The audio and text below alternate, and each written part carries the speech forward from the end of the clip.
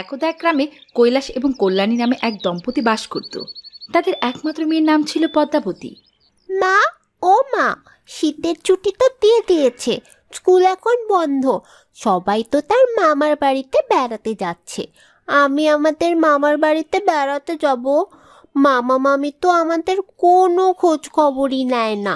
আমার খুব মন কেমন করে মামার বাড়ি যাওয়ার জন্য।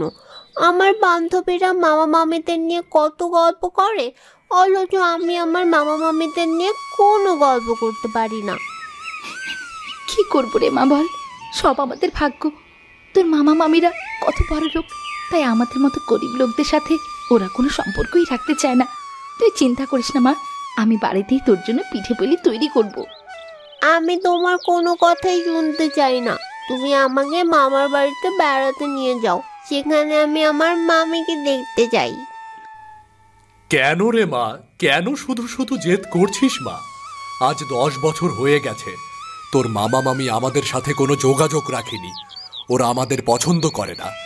ওরা কত বড় লোক, তাই ওদের বাড়িতে যাওয়া আমাদের নিষেধ। তুই শুধু শুধু জেদ করিস নে মা। যা, তৈরি হয়ে নে, আমি তোকে নিয়ে বাজারে যাব। সেখানে তোকে আলতা আর চুড়ি কিনে দেব। বাবা, আমি আর কোনো কথাই শুনবো না। যদি মামা মামি আমাদের সাথে খারাপ ব্যবহার করে তাহলে করুক, তারপরও আমি ওদের বাড়িতে বেড়াতে যেতে চাই। আচ্ছা ঠিক আছে, মেয়েটা যখন এত করে বলেছে, তাহলে একবার গিয়ে ভাইয়ের বাড়ি থেকে ঘুরে আসি। তুমি ওদেরকে চিঠি লিখে জানিয়ে দাও, আমরা আগামী সপ্তাহে ওদের বাড়িতে বেড়াতে যাব। দেখো, তুমি যেটা ভালো মনে করো সেটাই করো, কিন্তু ওরা তো আমাদেরকে পছন্দ করে না। গেলে যদি দুর্ব্যবহার করে তাহলে তো আমাদেরকে ফিরে আসতে হবে, তাই না? আগে এত কেন ভাবছো? আগে গিয়ে দেখি ওরা কি বলে। ঠিক আছে মা, আমরা আগামী সপ্তাহেই তোমার মামার বাড়িতে বেড়াতে যাব। কি মজা, আমরা মামার বাড়িতে বেড়াতে যাব। আমি আমার কাপড়গুলো গুছিয়ে রাখি। যা মা, এবার তৈরি হয়ে নে, তোকে নিয়ে বাজারে যাব। সেখানে তোকে আলতা চুড়ি কিনে দেব রে। এরপর খুশি মনে পদ্মাবতী তার বাবা কৈলাসের সাথে বাজারে চলে গেল। আর এইদিকে কল্যাণী তার ভাইকে চিঠি লিখে জানিয়ে দিল যে তারা আগামী সপ্তাহে বেড়াতে আসবে। জরুরি একটা চিঠি এসেছে। আমার বোন কল্যাণী চিঠি লিখে জানিয়েছে যে ওরা আগামী সপ্তাহে এখানে বেড়াতে আসবে। ঢং দেখে আর বাঁচি না, হঠাৎ করে তোমার বোনের আবার ভাইয়ের বাড়িতে বেড়াতে ইচ্ছে হলো কেন? আমি কিন্তু ওদেরকে আদর আপ্যায়ন করতেই পারবো না। দেখো, কোন উদ্দেশ্য নিয়ে আমাদের বাড়িতে বেড়াতে এসেছে। মনে হয় তোমার বাবা সম্পত্তির ভাগ নিতে চাইবে। আরে বাবা, ওই সম্পত্তির ভাগ দিতে হবে কারণে আমি ওর সাথে কোনো যোগাযোগ রাখি না। ওদেরকে বরং আমি মানা করে দেই, কেমন?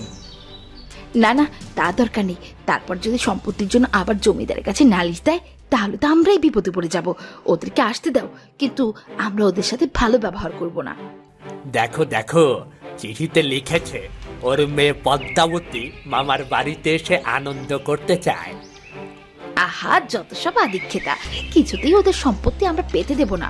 ওরা আসলে আমরা দূর দূর করে তাড়িয়ে দেব। হ্যাঁ, আমারও একই কথা। ওদেরকে কোনোভাবেই এই বাড়িতে থাকতে দেওয়া যাবে না, তাহলে ওরা আমাদের সাথে অনেক বড় বেইমানি করবে। কতদিন পরে ভাইয়ের বাড়িতে যাচ্ছি, ওদের জন্য নতুন জামা কাপড় নিতে হবে। তুমি কিন্তু কিছু টাকার ব্যবস্থা করো, কেমন? কিন্তু ওদেরকে কাপড় চোপড় দিতে গেলে তো দামি কাপড় চোপড় দিতে হবে। ওরা কত বড়লোক মানুষ, আমাদের মতো গরিব নয় যে 400-500 টাকার কাপড় কিনে দেব। এতগুলো টাকা হঠাৎ করে কোথায় পাবো? তুমি আমার এই পালাগুলো বিক্রি করো। ওরা কত বড় লোক, ওদেরকে ভালো জামা কাপড় দিতে না পারলে কেমন হয় বলো তো? কতদিন পরে ভাই আর ভাইয়ের বউকে দেখবো, খালি হাতে তো আর ওদেরকে দেখা যায় না। তোমার সব গয়না সংসারের চাপে তো সব বিক্রি করে দিয়েছো। এটা তুমি বিক্রি করো না, কোনোভাবেই না। গরিব হলেও তো আমাদের একটা সম্মান আছে। আমাদের যা কিছু আছে তাই দিয়ে আমরা ওদেরকে উপহার দেব। যাও, তুমি বালাজোড়া বিক্রি করে ভালো দেখে কাপড় চোপড় নিয়ে এসো। আমাদের মেয়ের জন্য নতুন একটা জামাও নিয়ে এসো, কিন্তু বেচারির তো কোনো ভালো জামা কাপড় নেই। তুমি যখন এত করে বলছো, তাহলে আমি বালাজোড়া বিক্রি করে দিচ্ছি। আমি এক অথর্ব স্বামী, নিজের স্ত্রী সন্তানকে ভালো রাখার ক্ষমতাটুকু আমার নেই। আর তাই কাপুরুষের মতো বউয়ের গয়না বিক্রি করতে হচ্ছে আমাকে। বড্ড কাপুরুষ আমি। বাবা, এইভাবে কেন কথা বলছো? একদিন তো সৃষ্টিকর্তাও আমাদেরকে ভালো দিন দিতে পারে, সেই দিনের অপেক্ষা না হয় আমরা করলাম।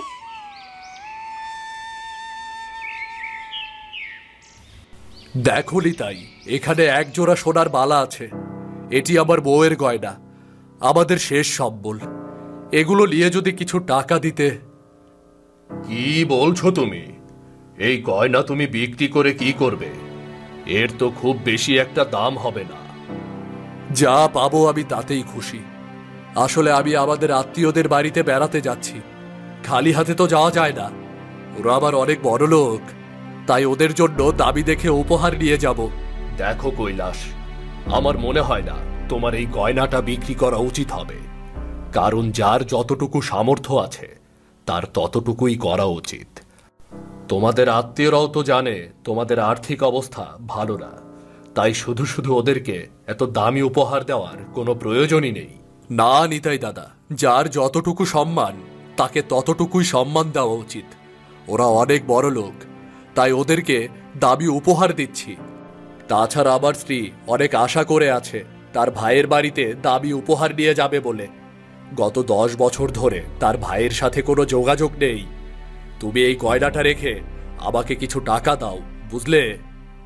এরপর কৈলাস নিতার কাছ থেকে গয়না বিক্রি করে টাকা নিল এবং অনেকগুলো উপহার কিনল। ময়না পাখি, ময়না পাখি, তোমার সাথে আমার বেশ কদিন দেখা হবে না। আমি আমার মামার বাড়িতে বেড়াতে যাচ্ছি। সেখানে আমার মামি আছে। মামি আমাকে শীতের দিনের অনেক মজার মজার পিঠা বানিয়ে খাওয়াবে। আমাকেও তোমার সাথে করে নিয়ে যাও পদ্মাবতী। তোমাকে ছাড়া থাকতে তো আমার অনেক কষ্ট হবে। তাছাড়া তোমার মামাকেও তো আমি কখনো দেখিনি। তারা তো কখনো তোমাদের বাড়িতে আসে না। তারা আমাদের বাড়িতে কি করে আসবে ময়না পাখি? মা বলেছে ওরা নাকি অনেক বড় লোক, আর আমরা গরিব হওয়ার কারণে ওরা আমাদের বাড়িতে আসে না। আর তোমাকেও আমি নিয়ে যাব, কিন্তু এইবার না, আরেকবার।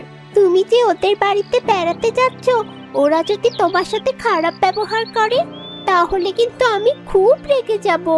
কি যে বলো ময়না পাখি, ওরা তো আমার মামা মামি, ওরা কেন আমাদের সাথে খারাপ ব্যবহার করবে? দেখবে আমার মামা আমাকে কত আদর করবে, কত মজার মজার খাবার বানিয়ে খাওয়াবে। এরপর পদ্মাবতী ময়না পাখির কাছ থেকে বিদায় নিল। আর এর পরের দিনই তারা সবাই মিলে মামার বাড়িতে বেড়াতে গেল। বৌদি, ও বৌদি, দেখো আমরা চলে এসেছি। কি ব্যাপারখানা? কি হে, এতদিন পরে হঠাৎ করে বাপের বাড়ি আসতে শখ হলো? তোমার বাপ মা তো অনেক আগেই মরে গেছে, এই ভাইয়ের সাথে তো কোনো যোগাযোগই নেই, তাহলে হঠাৎ করে কেন এসেছো? এমন করে কেন কথা বলছো বৌদি? আমরা তোমাদেরকে দেখি না কত বছর হয়ে গেল, তোমাদের সাথে দেখা হয় না। তোমার ভাগ্নি অনেক দিন ধরে বায়না ধরছিল মামার বাড়িতে বেড়াতে যাবে। এটা তো খুব ভালো কথা, থাকো, বেরিয়ে যাও, কিন্তু মনে রেখো সবাই, সম্পত্তির ব্যাপারে কোনো কথা বলতে এসো না। এইসব কিছু এখন সবকিছুই আমাদের। হ্যাঁ রে কল্যাণী, সম্পত্তির ব্যাপারে কোনো কথা বলতে পারবি না। যতদিন খুশি আমাদের বাড়িতে বেরিয়ে যা, কেমন? কোনো কথা বলিস না। ভাইয়ের বাড়িতে আসার অধিকার তোর তো রয়েছে নাকি? ছি দাদা, এসব কি বলছেন? আমরা গরিব হতে পারি কিন্তু লোভী না। কোনো সম্পত্তির আশায় আমরা আপনাদের বাড়িতে বেড়াতে আসিনি। আমরা এখনই চলে যাচ্ছি। যেখানে আমাদেরকে শুরুতেই এতটা অসম্মান করা হলো, সে বাড়িতে আমি এক দানাও মুখে দেব না। ও মামা, তুমি কেন আমাদের সাথে খারাপ ব্যবহার করছো? আমরা কত আশা করে তোমাদের বাড়িতে বেড়াতে এলাম। আপনি কিনা নিজের বোনের সাথে এত বড় খারাপ ব্যবহার করতে পারলেন? ঠিক আছে, আমরা চলে যাচ্ছি, কিন্তু মনে রাখবেন আজকে আপনার সুদিন। এর মানে এই নয় যে সারা জীবন আপনার সুদিন থাকবে। এমন একটি দিনও আসবে যেদিন আমাদের সাহায্য আপনার প্রয়োজন পড়বে। হয়েছে হয়েছে, আর নাকি কান্না করতে হবে না। এসেছো যখন আজ থেকেই যাও, কাল না হয় চলে যেও। না বৌদি, অনেক হয়েছে, আর আমাদের সম্মান দেখাতে হবে না। আমি চলে যাচ্ছি। মনে রেখো, সময় কিন্তু অনেক শক্তিশালী। জীবনে এমন কোনো দিন না আসে যেদিন আমার দরজায় তোমাদের যেতে হয়। আর এই নাও, তোমাদের জন্য কিছু উপহার নিয়ে এসেছিলাম। আমরা তো গরিব, এই উপহারগুলো তোমরা রাখো। এরপর কল্যাণী কাঁদতে কাঁদতে তাদের নিজের বাড়িতে ফেরত এলো। বোকামি, এইবার মামার বাড়ি দেখার শখ মিটলো তো? আর কোনোদিন যদি মামার বাড়ির মুখ নামনিস তাহলে আমার মাথা খাবি। মামা আমাদেরকে আসলেই ভালোবাসে না। আমি আর কোনোদিন শীতের দিনে মামার বাড়িতে বেড়াতে যাওয়ার জন্য আবদার করব না। পদ্মাবতী, তুমি কেঁদো না। দেখবে এমন একটা দিন আসবে যেখানে তোমরাও সৃষ্টিকর্তার কাছে অনেক বেশি সম্মানিত হবে। তোমার মামা মামি তোমাদের ওখানে বেড়াতে আসবে। না ময়না পাখি, যারা আমাদেরকে অপমান করে বাড়ি থেকে বের করে দিয়েছে তাদের সাথে আমরা কোনো সম্পর্কই রাখতে চাই না। আমি এটা বিশ্বাস করি যে আমার ভাই আমার কাছে মৃত। এরপর প্রায় 5টি বছর কেটে গেছে। প্রজাপতি এখন অনেক বড় হয়েছে। হঠাৎ করে একদিন সকালবেলা ওরা শুনতে পেল দরজায় কে যেন শব্দ করছে। কল্যাণী, ও কল্যাণী, বাড়িতে আছিস নাকি? আমি তোর বড়দা, তোকে দেখতে এলাম রে। এত বছর পর তোমার বোনের কথা মনে পড়লো? হঠাৎ করে আমাকে দেখতে এলেন যে? শুনলাম তোর স্বামী নাকি ব্যবসায় অনেক উন্নতি করেছে। ও নাকি নতুন একটা জাহাজও কিনেছে। আমার চাকরিটা হঠাৎ করে চলে গেছে রে, কোনো কাজকর্ম নেই। তোর স্বামীকে বল না আমাকে কিছু টাকা ধার দিতে, ব্যবসা করে আমি টাকাটা ফেরত দেব রে। ও তাই বলেন? এখন তাহলে আপনি নিজ স্বার্থের জন্য আমাদেরকে দেখতে এসেছেন। মনে আছে মাত্র 5 বছর আগে আপনাদের বাড়িতে শীতের দিনে আমরা বেড়াতে গিয়েছিলাম। আমার মেয়েটা অনেক শখ করে তোমাদেরকে দেখতে চেয়েছিল। হাতের বেলা বিক্রি করে আমি তোমাদের জন্য নতুন কাপড় চোপড় নিয়ে গিয়েছিলাম। তুমি আর তোমার বউ মিলে কত অপমানই না আমাদের করলে। আজকে যখন তোমার টাকার প্রয়োজন তখন দেখছি তুমি আমার কাছেই এসেছো। তুই শুধু শুধু আমাকে ভুল বুঝছিস রে বোন। কোনো খারাপ উদ্দেশ্য নিয়ে আমি আসিনি, তাই আমি তোদেরকে দাওয়াত করতে এসেছি। তুই পদ্মাবতীকে নিয়ে আর তোর স্বামীকে নিয়ে আমার বাড়িতে বেড়াতে আসবি, কেমন? তোমাদের বাড়িতে বেড়াতে যাওয়ার আমাদের কোনো শখ নেই মামা। তুমি এখন চলে যাও, আর কোনোদিন আমাদের বাড়িতে আসবে না। ছোটবেলায় যখন শীতের দিনে মামার বাড়িতে বেড়াতে যেতে পারিনি, আর এখন এত বছর পর তোমাদের বাড়িতে যাওয়ার আমার কোনোই শখ নেই। তোরা কিন্তু আমাকে অনেক অপমান করলি রে, এটা কিন্তু একদমই ঠিক হলো না।